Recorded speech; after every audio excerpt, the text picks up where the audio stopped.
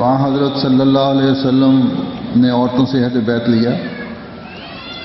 تو اس میں مردوں کے عہد بیعت سے زائد باتیں رکھی،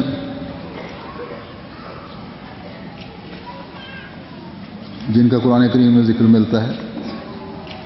جس میں شرک سے بچنے کی طرف توجہ ہے، برائیوں سے بچنے کی طرف توجہ ہے، اولاد کی صحیح تربیت کرنے کی طرف توجہ ہے، اور پھر فرمایا ولا یاسین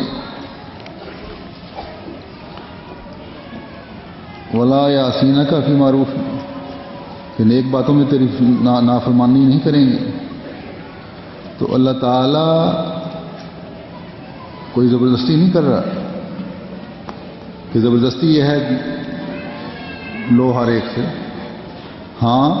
اگر مسلمان ہونے کے لیے آئی ہیں تو پھر ان شرائط کی پابندی کرنی بھی ضروری ہے